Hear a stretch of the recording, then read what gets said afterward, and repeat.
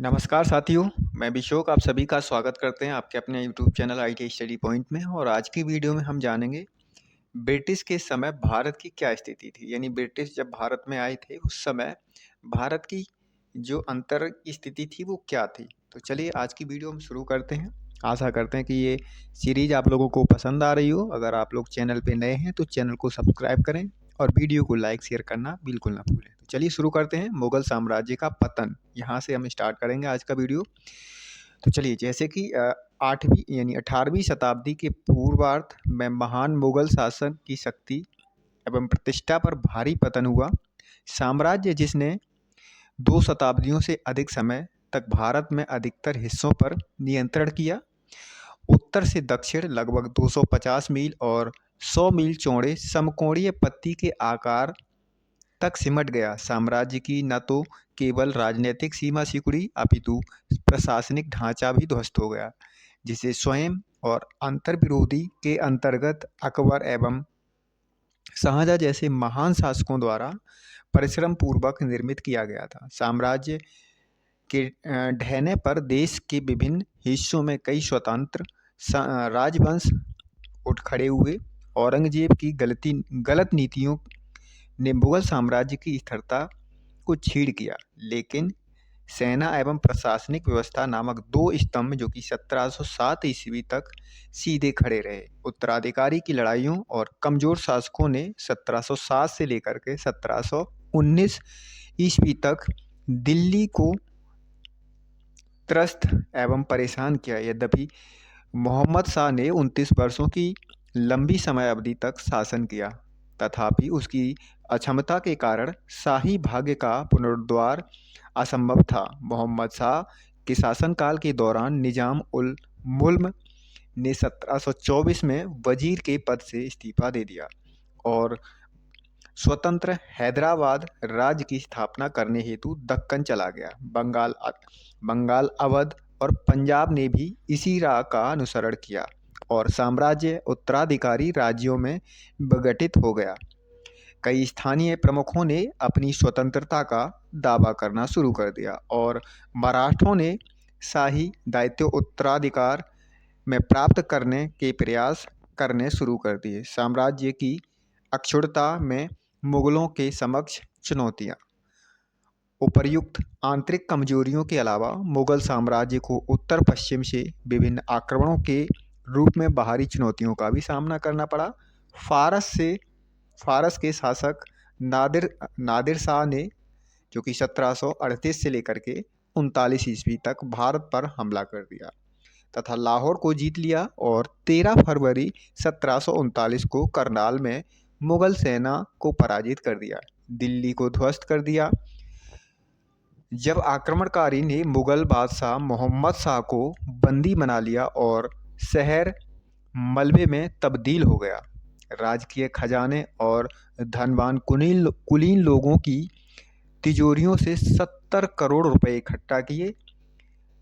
मयूर सिंहासन एवं कोहिनूर हीरा जो कि नादिर शाह की लूट की चीज़ों में दो बेहद कीमती चीज़ें थीं। वह लूटी गई राशि एवं चीज़ों से बेहद खुश हुआ कि उसने फारसियों यानी फारस के नागरिकों को आगामी 3 वर्षों तक कर से छूट प्रदान कर दी। नादिर शाह ने काबुल सहित सिंध नदी के पश्चिम का सामरिक रूप से महत्वपूर्ण मुगल क्षेत्र भी हथिया लिया, जिसने भारत को उत्तर पश्चिम की तरफ से होने वाले आक्रमणों के प्रति एक बार फिर कमज़ोर बना दिया। नादिर शाह के पश्चात अहमद शाह अब्दाली ने अफ़गानिस्तान पर अपना शासन कायम किया।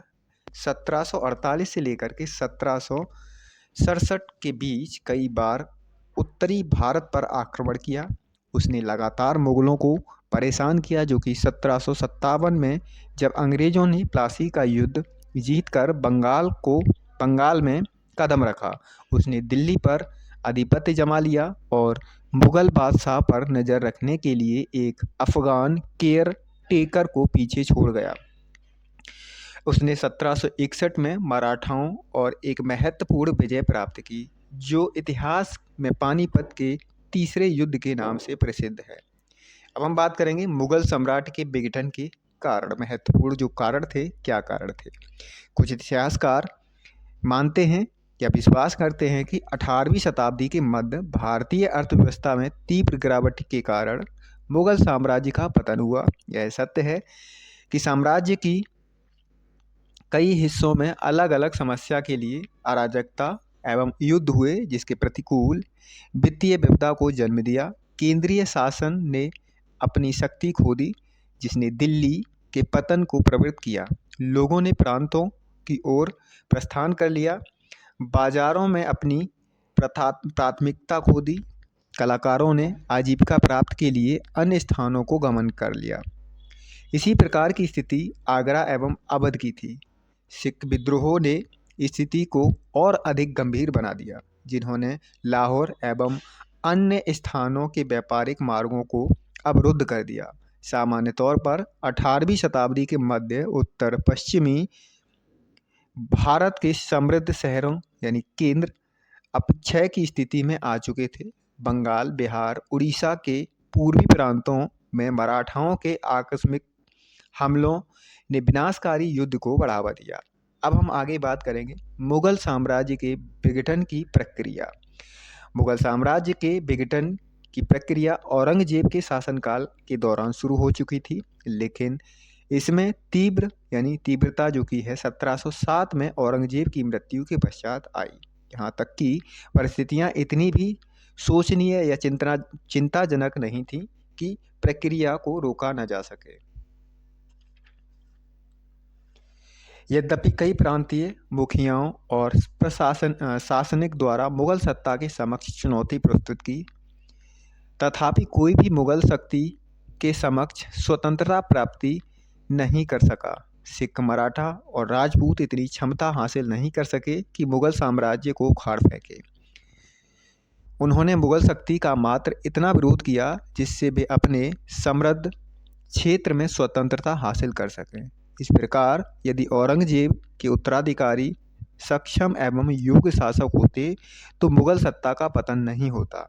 मध्यकालीन युग में साम्राज्य का भविष्य शासक की क्षमताओं पर निर्भर होता था। औरंगजेब के उत्तराधिकारी अक्षम, कमजोर एवं निर्लज्ज शासकों का समूह सिद्ध हुए, जिसने विघटन की प्रक्रिया को तीव्र किया और अंततः इसे धूलित करने का योगदान दिया। अब हम बात करेंगे औरंगजेब के पश्चात साम्राज्य के सम्मुख अन्य समस्याएं क्या क्या आई। औरंगजेब की मृत्यु के पश्चात बाद में मुगलों द्वारा अन्य समस्याओं का भी सामना करना पड़ा।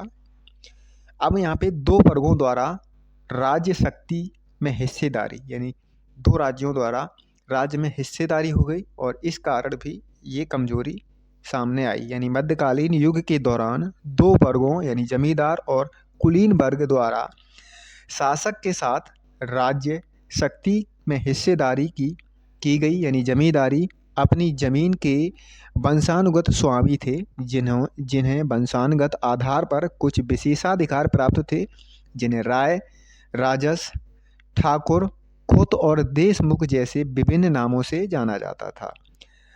राजस्व संग्रहण में मदद और स्थानीय प्रशासन के लिए सैनिकों का प्रबंध करने के कारण जमींदारों को साम्राज्य में मुख्य स्थान प्राप्त था। यद्यपि मुगलों ने जमींदारों की शक्ति नियंत्रित करने का प्रयास किया और किसानों से सीधा संपर्क साधने की व्यवस्था की, जिसमें वे पूरी तरह सफल नहीं हो पाए। स्वयं औरंगजेब के शासनकाल के दौरान उसकी शक्ति एवं प्रभाव में उल्लेखनीय वृद्धि हुई। इसका बड़ा नतीजा यह हुआ कि क्षेत्रीय निष्ठा को प्रोत्साहित किया गया।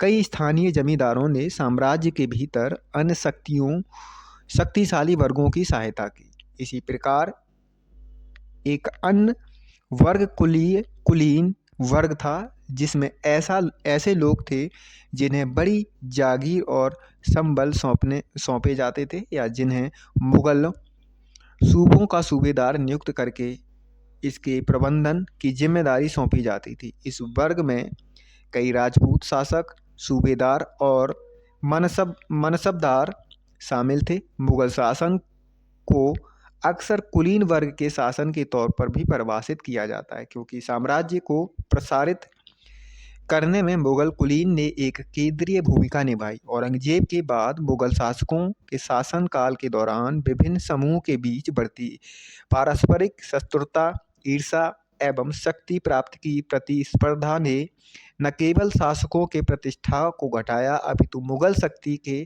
पतन को भी अहम भूमिका निभाई। विभिन्न क्षेत्रीय शक्तियों समूहों का उद्गम। औरंगजेब के शासनकाल में जाट, सिख, मराठा जैसे शक्तिशाली क्षेत्रीय समूहों का पदार्पण हुआ, जिन्होंने स्वयं के राज्य बनाने हेतु मुगल साम्राज्य से युद्ध करने शुरू कर दिया था। तब वे अपने प्रयास में सफल नहीं हुए, लेकिन उनमें से प्रत्येक ने अपने समृद्ध क्षेत्रों में राजनीतिक घटनाओं का भविष्य का मार्ग तैयार किया। राजनीतिक बढ़त के लिए मुगल शासक ने उनके निरंतर संघर्ष ने मुगल सत्ता को महत्वपूर्ण रूप से कमजोर किया। औरंगजेब और उनके पश्चात बहादुर शाह ने राजपूतों के दमन के प्रयास द्वारा मुगलों के खिलाफ निरंतर युद्ध करने के लिए उन्हें उकसाया। औरंगजेब के पश्चातवर्ती मुगल शासकों ने राजपूतों के साथ समझौते की नीति करने का प्रयास किया, लेकिन तब तक काफ़ी देर हो चुकी थी। राजपूतों ने साम्राज्य के विकास एवं कल्याण के लिए मुगलों के साथ गठबंधन करने का विश्वास नहीं किया। मराठा भी मुगलों के लिए दुर्येज शत्रु सिद्ध हुए। शुरुआत में उनका लक्ष्य केवल महाराष्ट्र पर नियंत्रण हासिल करने तक सीमित था, जिसमें आगे चलकर पूरे भारत में स्वदेशमुखी और चौथ वसूलने की अनुमति मुगल शासक से प्राप्त करना भी शामिल हो गया। 1740 तक मराठा उत्तर भारत में प्रवेश कर गए और गुजरात, मालवा और बुंदेलखंड प्रांतों पर अपना प्रभाव फैलाने में सफल हो गए। इस प्रकार मुगल साम्राज्य के विरुद्ध राजपूतों के संघर्ष और मराठाओं की बढ़ती शक्ति एवं महत्वाकांक्षाओं ने मुगल शक्ति को प्रतिकूल रूप से प्रभावित किया। आर्थिक एवं प्रशासनिक समस्याएं। अब यहाँ पे हम आर्थिक एवं प्रशासनिक समस्याएं क्या थी तो उनके बारे में हम जानेंगे। ऐसी विभिन्न आर्थिक एवं प्रशासनिक समस्याओं का जन्म हुआ जिन्होंने मुगल सत्ता को परेशानी में डाल दिया। अमीर या मनसबदारों की संख्या में तीव्र वृद्धि होने के कारण उनके बीच जागीर के तौर पर भूमि वितरित करने हेतु भूमि की कमी हो गई और औरंगजेब ने जागीर या बेजागीरी की बेहताशी कमी की समस्या का समाधान ढूंढने के प्रयास के तहत जागीर से बड़ी आय को अभिलेखित करना और प्रस्तुत करना शुरू किया, जिसके परिणाम स्वरूप अमीर ने किसानों पर दबाव डालकर अपनी जागीर से अधिक आय प्राप्त करना शुरू कर दिया। इस कदम से मुगल शासक ने दोनों अमीर और बोझ से दबे किसानों से दुश्मनी मोल ले ली। युद्धों, शासकों और अमीरों की विलासितापूर्ण जिंदगी, खालिसा क्राउन, भूमि में कमी इत्यादि ने मिलकर राज्य पर भारी वित्तीय बोझ डाला। इसका परिणाम हुआ कि राज्य की आय इसके व्यय को पूरा नहीं कर सकी। बदतर हालात आर्थिक स्थिति से सभी वर्गों के लोगों, चाहे वो अमीर, व्यापारी, शिल्पकार, श्रमिक या किसान हों, पर नकारात्मक प्रभाव डाला। दरबार में बढ़ती समूह की शत्रुता सहित राजनीतिक निहितार्थ ने केंद्रीय प्रशासन एवं सेना को कमजोर किया। औरंगजेब की मृत्यु के पश्चात इन आर्थिक एवं प्रशासनिक समस्याओं में कई गुना वृद्धि हुई। संक्षेप में मुगलों के पतन के कुछ निम्नलिखित कारण हैं, जो इस प्रकार हैं। मुगलों की सरकार व्यक्तिगत रूप से निरंकुश थी और इसलिए इसकी सफलता शासन करने वाले निरंकुश शासक के चरित्र पर निर्भर थी। औरंगजेब के बाद के मुगल शासक प्रभावहीन थे और राज्य की प्रशासनिक की उपेक्षा की। उत्तराधिकार के एक निश्चित कानून के अभाव के साथ सदैव उत्तराधिकार को लेकर युद्ध हुए। इसने सरकार के स्वामित्व को कमजोर किया और राष्ट्रभक्त की कीमत पर बंटवारे की घोषणा घोषित किया। शासकों के क्षय ने सचरित्रता का क्षय किया, जिससे आपसी युद्धों एवं झगड़ों को बढ़ावा दिया गया और साम्राज्य को ध्वस्त करने का काम किया। सेना की बिगड़ती स्थिति भी साम्राज्य के लिए घातक सिद्ध हुई। साम्राज्य की सीमाएं बेहद व्यापक थीं, जिसे कमजोर शासकों द्वारा संभालना मुश्किल हो गया। औरंगजेब की धार्मिक नीति ने राजपूतों, सिखों, जाटों और मराठों को नाराज किया। उन्होंने विद्रोह कर दिया। औरंगजेब की दक्कन नीति पूरी तरह असफल रही और काफ़ी हद तक यह मुगल साम्राज्य के पतन का कारण बन गई। ईरानी और तुर्रानी साम्राज्यों के आक्रमणों ने मुगल साम्राज्य को ध्वस्त करने में योगदान किया। निरंतर युद्ध, कृषि में विकास की गति का स्तर होना और व्यापार एवं उद्योग में हास आर्थिक पतन का कारण बना। यूरोपीय शक्तियों का आगमन, जिन्होंने भारत में व्याप्त दशाओं का लाभ उठाया और मुगल साम्राज्य की विघटन प्रक्रिया को तीव्र कर दिया। अब हम बात करेंगे स्वसत्ता क्षेत्रीय राज्यों का उदय। अब यहाँ पे जो क्षेत्रीय राज्य कौन कौन से थे, उनका उदय हुआ है। तो हम यहाँ पे देखते हैं, मुगल प्रशासनिक प्रकृति के में केंद्रीकृत थी और इसकी सफलता काफ़ी हद तक शासन की शक्ति और कुलीनों, जमींदारों, जागीरदारों और प्रांतीय अधिकारियों को नियमित करने में उनकी क्षमता पर निर्भर थी। वास्तव में सम्राट एवं अन्यों के बीच हितों एवं इच्छाओं का संतुलन एवं समन्वय था। 1707 में औरंगजेब की मृत्यु के पश्चात यह संतुलन बिगड़ गया, जिसके परिणाम स्वरूप मुगल शासक की सत्ता का दुर्बलीकरण हुआ। दुर्भाग्यवश केंद्रीय प्रशासन, वित्तीय संकट एवं कुलीनों के बीच गुटीय शत्रुता, जिसे औरंगजेब के उत्तराधिकारी रोक नहीं पाए, के कारण ढह गया। मुगल सम्राट प्रांतीय गवर्नरों को जरूरी संरक्षण एवं सुरक्षा प्रदान करने में असफल हो गए, जिसके परिणाम स्वरूप प्रांतीय गवर्नर यानी 18वीं शताब्दी के प्रारंभ में एक स्वतंत्र शक्ति आधार बनने लगे।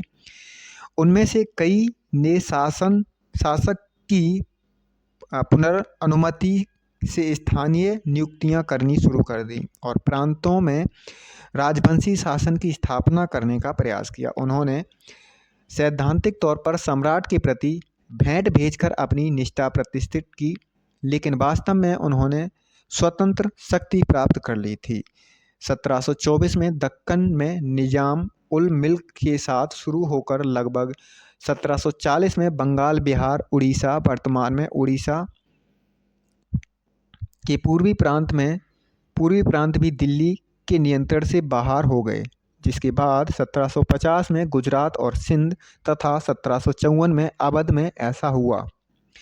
दिल्ली के नज़दीकी फर्रुखाबाद एवं रोहेलखंड में स्वतंत्र पठान राजवंश शासन करते थे, लेकिन वापस लौटते समय राजपूतों के गठबंधन को औरंगजेब ने तोड़ दिया, लेकिन उन्हें कभी भी पूरी तरह दबाया नहीं जा सका। सुदूर दक्षिण में साहसी हैदर अली ने मैसूर साम्राज्य को बेहद शक्तिशाली बना दिया था। कई छोटी छोटी रियासतें देश के दक्षिण क्षेत्र में शासन कर रही थी। इस प्रकार मुगल भारत के विभिन्न हिस्सों में राज्यों की 3 मुख्य श्रेणियां उदय थीं। पहला था उत्तराधिकारी राज्य, जो मुगल साम्राज्य के प्रत्यक्ष नियंत्रण से छूट गए, जैसे अवध, बंगाल, हैदराबाद। दूसरा था स्वतंत्र राज्य, जो प्रमुख रूप से मुगल साम्राज्य का प्रांतों पर नियंत्रण में कमी के कारण सामने आए, नामता मैसूर, केरल राजपूत राज्य। तीसरा था मुगलों के विरुद्ध विद्रोहियों द्वारा स्थापित नए राज्य, जैसे मराठा राज्य, पंजाब राज्य और जाट राज्य। अब हम बात करते हैं उत्तराधिकारी राज्य। तो कौन कौन से उत्तराधिकारी राज्य बने? सबसे पहले हम बात करते हैं हैदराबाद। अवध एवं बंगाल मुगल साम्राज्य के आधिपत्य से छूट गए और स्वतंत्र राज्यों की स्थापना की। यह अलगाव या संबंध विच्छेद विभिन्न चरणों में हुआ। व्यक्तिगत विद्रोह का अनुसरण शुरू में सामाजिक समूहों, समुदायों एवं अंततः पूरे क्षेत्र ने किया। इन प्रांतों में जमींदारों ने शाही मांगों का विरोध किया और प्रांतीय गवर्नर्स, जिन्हें दिल्ली से मदद एवं संरक्षण प्राप्त नहीं हुआ, ने स्थानीय अभाज्य या कुलीन वर्गों से मदद प्राप्त करने का प्रयास किया और इन राज्यों ने औपचारिक तौर पर मुगल साम्राज्य के प्रति अपनी निष्ठा का त्याग नहीं किया। उन्होंने मात्र पूरी स्वयंसत्ता का निर्वहन करना शुरू कर दिया। मुगल स्वयंसत्ता ढांचे के भीतर एक नवीन राजनीतिक व्यवस्था का निर्माण हुआ। बात करेंगे हैदराबाद की, जो कि 1748 में निजाम उल मुल्क की मृत्यु ने हैदराबाद के इतिहास में प्रथम गौरवान्वित अध्ययन का अंत कर दिया। यह गौरवशाली शुरुआत निजाम उल मुल्क, जो सैयद बंधुओं के समय एक प्रमुख कुलीन था, द्वारा 1724 में हैदराबाद राज्य की स्थापना के साथ शुरू हुआ। निजाम उल मुल्क ने सैयद बंधुओं को ठिकाने लगाने में मोहम्मद शाह की मदद की और बदले में उसे दक्कन का सूबेदार बना दिया गया। निजाम उल मुल्क ने शासन को पुनर्गठित किया और स्वराज्य व्यवस्था के सरल एवं कारागार बना दिया। दिल्ली में 1722 से लेकर के 1724 के बीच वजीर के रूप में एक छोटे कार्यकाल के बाद वह एक राज्य की स्थापना करने के लिए दक्कन लौट आया, जो व्यवहार में स्वतंत्र हो।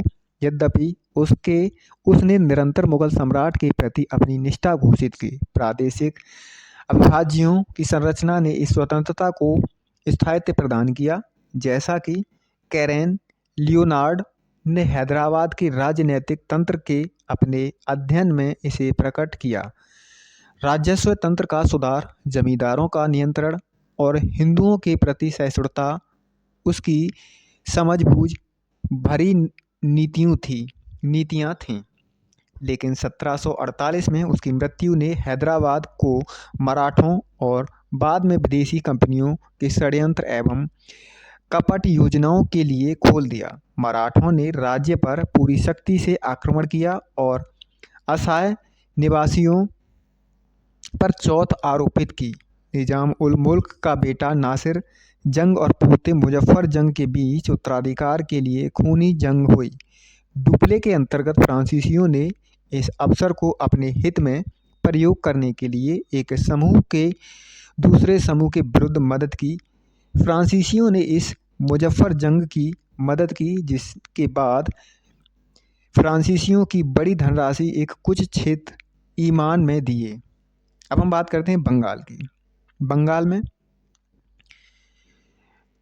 व्यवहार में स्वतंत्रता और दिल्ली की सल्तनत, मुगल शासक के प्रति औपचारिक निष्ठा ने बंगाल में नवाब के शासन को सुदृढ़ किया। मुर्शीद कुली खां मुगल संरक्षण के अंतर्गत 1717 में बंगाल का गवर्नर बना, लेकिन दिल्ली से उसका संबंध मात्र भेंटें भेजने तक सीमित था। शुजाउद्दीन, जो कि 1727 में नवाब बना, और अलीवर्दी खां के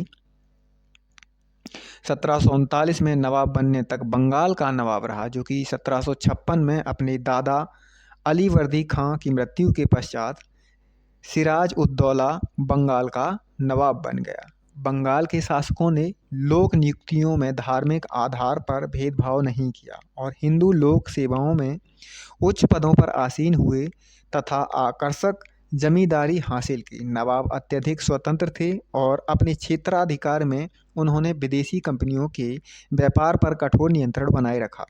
चंद्रनगर और कलकत्ता, अब कोलकाता में फ्रांसीसी और अंग्रेज कारखानों को किलेबंदी करने की अनुमति नहीं दी थी। न ही नवाब ने विदेशी कंपनियों को विशेषाधिकार प्राप्त किए।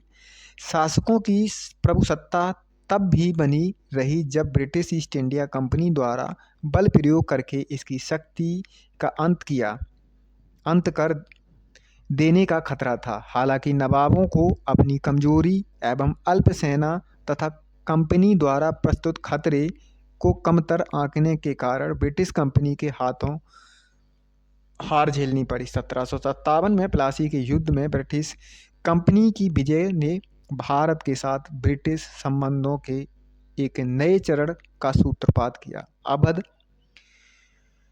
सादत खां बुरहान उल मुल्क ने 1722 में अवध के गवर्नर के रूप में उसकी नियुक्ति के समय से ही धीरे धीरे स्वतंत्रता प्राप्त करना शुरू कर दिया था। अवध में मुख्य समस्या जमींदारों ने खड़ी की थी, जिन्होंने न केवल भू राजस्व देने से मना कर दिया था, अपितु अपने किलों एवं सेना के स्वायत्त मुखिया की तरह व्यवहार करना शुरू कर दिया था। सादत खान ने उन्हें दबा दिया और एक नवीन भूमि बंदोबस्त शुरू किया, जिसने किसानों को जमींदारों के शोषण से सुरक्षा प्रदान की। जागीरदार व्यवस्था में सुधार किया गया और जागीरदारी स्थानीय कुलीन लोगों को दी गई, जिन्हें प्रशासन एवं सेना में भी उच्च पद प्रदान किए गए। एक क्षेत्रीय शासक समूह का यह उदय, जिसमें शेख ज़्यादा अफगान एवं हिंदू वर्ग शामिल थे। अब हम बात करते हैं स्वतंत्र राज्य की। इसमें सबसे पहले हम देखेंगे राजपूत राज्य। राजपूत शासक मुगल साम्राज्य के विघटन से लाभ उठाकर अपनी स्थिति सुदृढ़ करने में पीछे नहीं रहे। कोई भी राजपूत शासक इतना शक्तिशाली नहीं था कि सर्वोच्च शक्ति बनाने के लिए मराठों और ब्रिटिश शक्ति से भिड़ सके।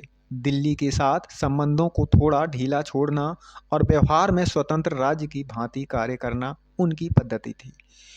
उन्होंने दिल्ली दरबार में शक्ति के लिए संघर्ष में हिस्सा लिया और मुगल शासकों से आकर्षक एवं शक्तिशाली प्रभाव पद हासिल किए। मुगल काल के पश्चात राजपूतों की नीति निरंतर बदलती रही। प्रत्येक राजपूत राज्य ने जब भी संभव हुआ अपने कमजोर पड़ोसी के शासन को हत्या कर निरंतर विस्तार की नीति का अनुसरण किया। यह नीति उन्होंने मुगल दरबार में भी अपनाई।